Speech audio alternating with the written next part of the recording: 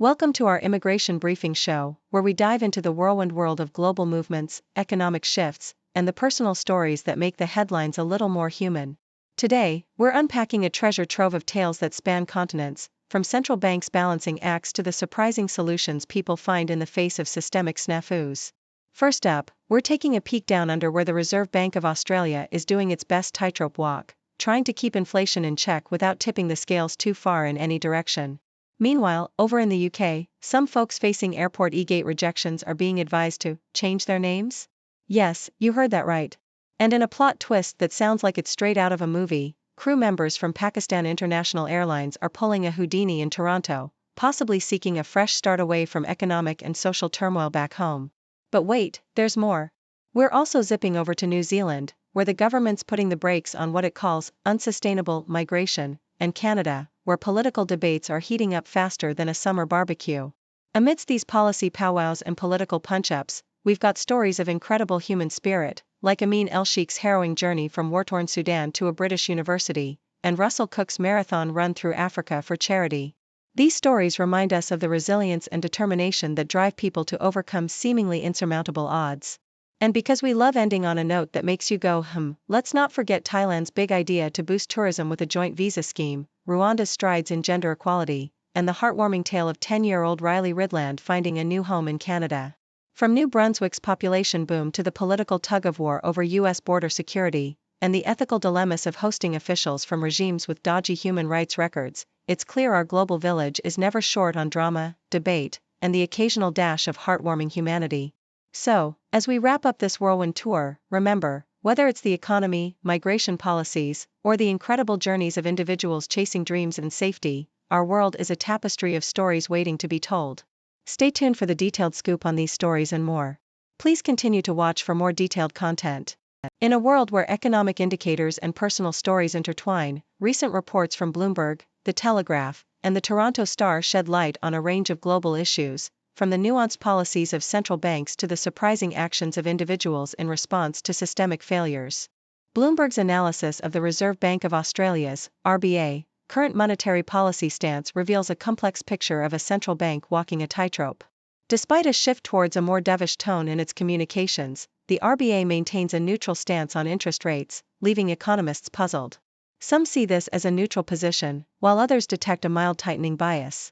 This cautious approach stems from the RBA's concern over wage demands and inflationary pressures in a tight labor market, a situation that complicates the central bank's decision-making process.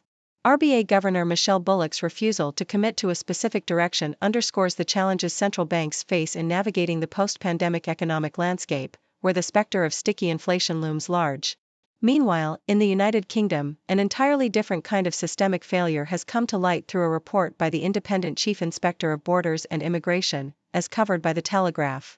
The UK Border Force's IT system has been deemed not fit for purpose, with inaccurate historical data persisting in records and causing many passengers to be unfairly subjected to additional checks.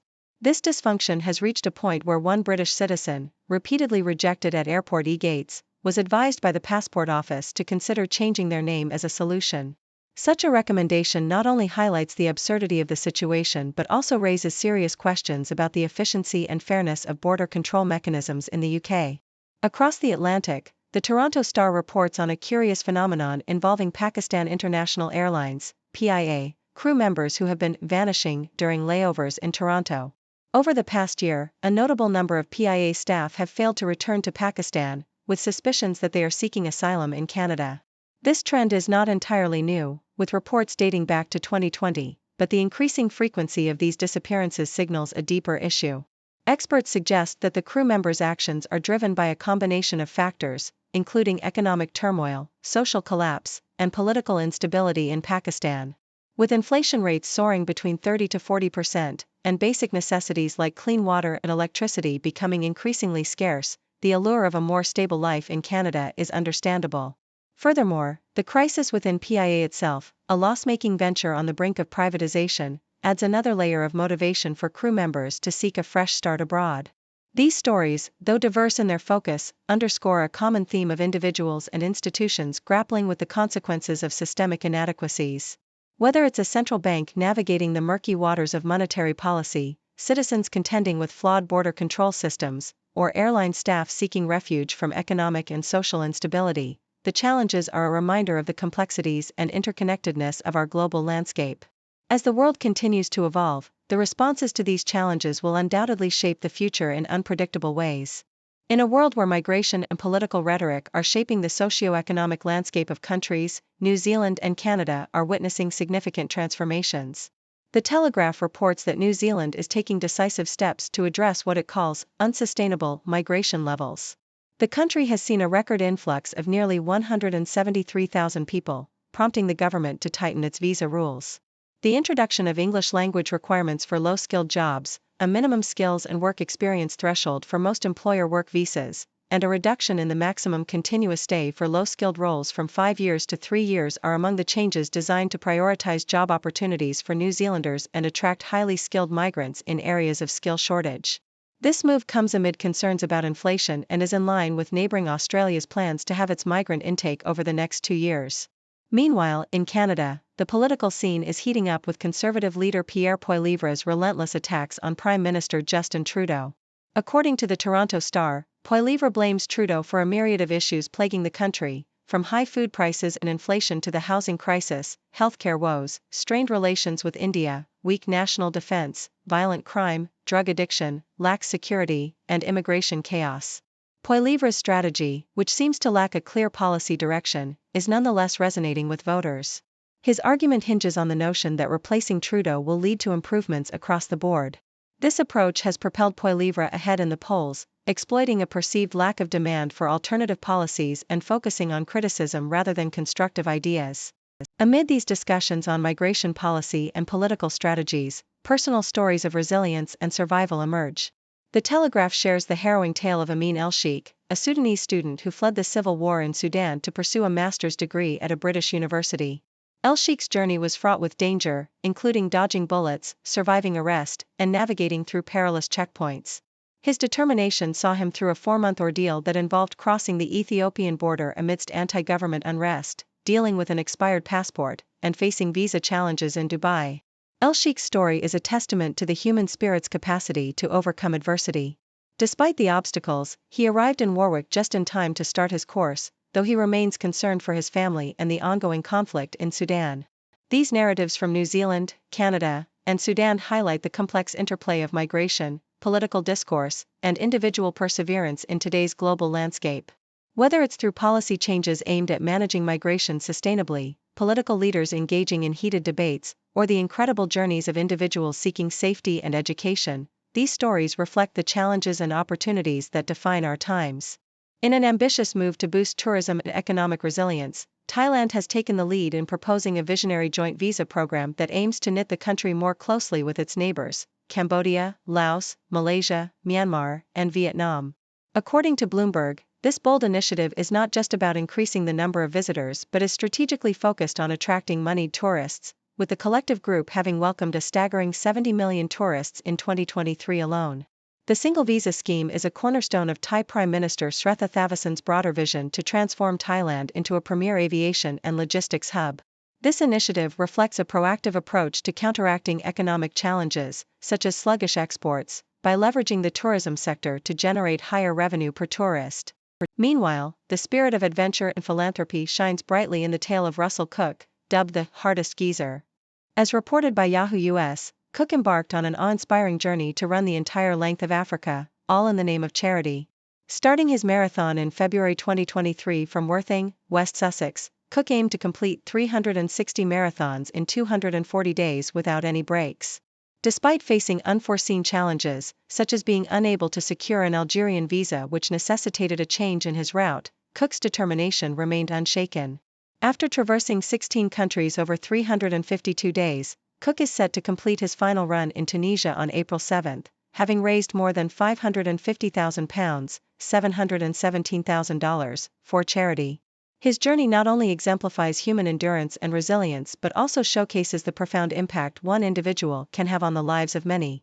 On another front, Rwanda is making headlines for its remarkable strides in building a new, better Rwanda for everyone, regardless of background, ethnicity, or gender. In an article by The Telegraph, Yolanda Makolo, a spokesperson for the Rwandan government, eloquently articulates the nation's transformation into a safe haven for all. Over the past 30 years, Rwanda has made significant progress in advancing gender equality, with women now occupying 45% of cabinet positions and 61% of parliamentary seats.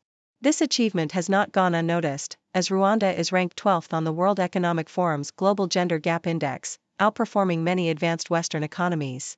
Makolo emphasizes that the country's commitment to safety, equality, and progress is unwavering, dismissing accusations against Rwanda, particularly regarding women's rights, as largely baseless.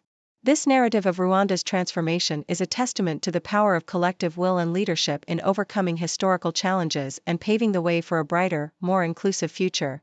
These stories, spanning from Thailand's innovative tourism strategy and Russell Cook's awe-inspiring African marathon to Rwanda's remarkable journey towards gender equality and national safety, highlight the diverse ways in which individuals and nations are striving to make a positive impact in the world. Whether it's through leveraging economic strategies, embarking on philanthropic adventures, or championing social progress, these narratives inspire hope and remind us of the boundless potential for transformation and improvement in our global community. In the charming province of New Brunswick, a wave of excitement is palpable as the population numbers continue to climb, reaching a milestone that would make any local proud. According to the latest figures from Statistics Canada's population clock, the province has seen its numbers swell past 850,000, a significant jump from 800,000 in 2022. This growth is not just a number, it's a testament to the province's allure, drawing people from across the country and beyond. CBC reports that a staggering 3/4 of this growth over the past 4 years can be attributed to interprovincial migration, with the remaining 25% comprising individuals who've chosen to make New Brunswick their permanent home. This surge in population is keeping pace with the national growth rate of 9%, although the post-pandemic population boom seems to be stabilizing. However, with growth comes the need for infrastructure, and the Chamber of Commerce for Greater Moncton is sounding the alarm. Urgent action is needed to boost housing development to accommodate this growing population. They're pushing for a deal with Ottawa for new housing-related infrastructure funding and advocating for tax reforms to make renting more affordable and increase housing units. Moreover, they're calling for immigration pathways that prioritize construction skills, ensuring the province's growth is supported by a robust infrastructure. Moving south to the heated political landscape of the United States, the issue of border security is shaping up to be a pivotal contest for control of Congress.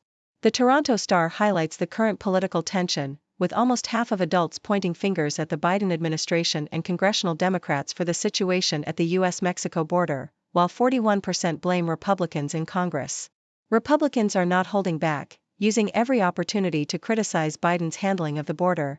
They're forcing Democrats into difficult positions on border security measures and leveraging policy changes in exchange for support on other issues like aiding Ukraine. However, Democrats are not taking these attacks lying down. They're working hard to sway swing voters by showcasing their seriousness about border policy and highlighting Republican politics on border security. After the rejection of a bipartisan proposal on border security by Donald Trump and Republican lawmakers, Democrats are doubling down. They're launching ads criticizing Republican senators for opposing the deal and opposing legislation that would resurrect many of Trump's border policies, including the construction of border walls. Democrats are urging their candidates to embrace the immigration debate, discussing plans for border security and policies to support immigrants who have made their lives in the country. In a heartwarming tale of resilience and the power of family bonds, CBC shares the story of 10-year-old Riley Ridland, who found a new beginning in Canada after the tragic loss of her mother in South Africa. Riley's journey to Canada was fraught with legal battles, as her great-aunt, Lisa Pine Mercier, fought tirelessly for 4 years to bring her to her new home. Despite the challenges, including a living father in South Africa and legal hurdles due to her mother's will naming Pine Mercier as her guardian, Riley was finally granted permanent residency in Canada on humanitarian and compassionate grounds. This story is a testament to the strength of family ties and the compassionate spirit of the Canadian people, welcoming Riley into the embrace of her new family and country. These stories, from the growing population of New Brunswick to the political battles over border security in the U.S., and the touching tale of a young girl finding a new home in Canada, reflect the diverse and dynamic nature of North American society. They showcase the challenges and triumphs of communities and individuals, navigating the complexities of growth, politics, and personal adversity. In the realm of employment and immigration, the United States and Canada find themselves at the center of significant developments and discussions.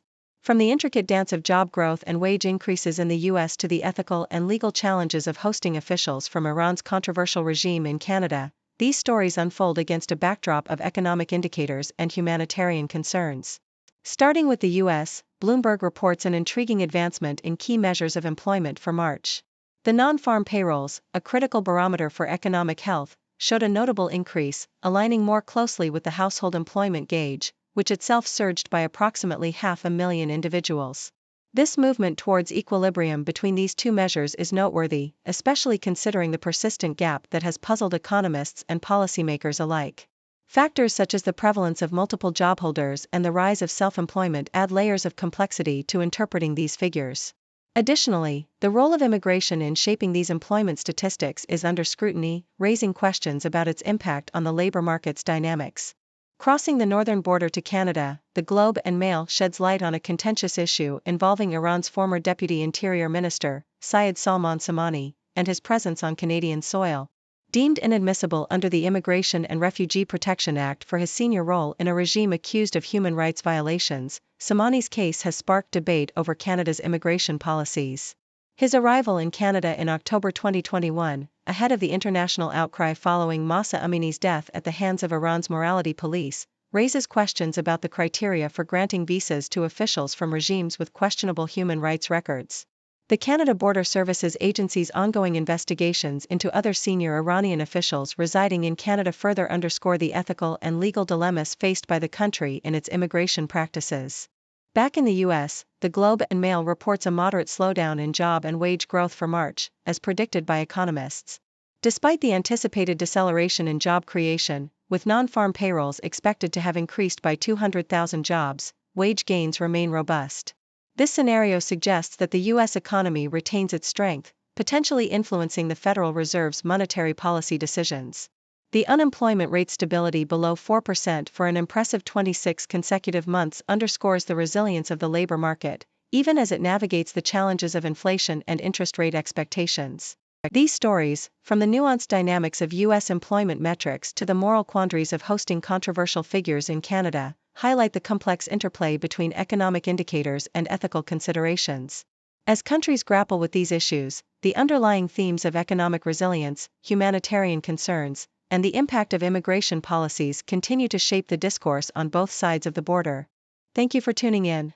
The content above showcases the latest briefing reports and analytical synopses, thoughtfully curated by the 6Do team. These insights stem from a wide array of reputable media outlets, think tanks, government sources, and specialized experts worldwide. We encourage you to explore these sources for a comprehensive perspective. Keep in mind that while the content may not always align with the official standpoint of 6Do Brief, it's not meant to be taken as absolute directives for decision-making. Comprising seasoned media professionals, learned scholars, and accomplished scientists, the 6Do team embodies a trailblazing, fully independent media entity. To customize 6Do Brief to meet your professional needs, you have the option to subscribe to a diverse array of briefings on our website, 6dobrief.com. Regardless of your location, you can conveniently receive 6Do Brief via email.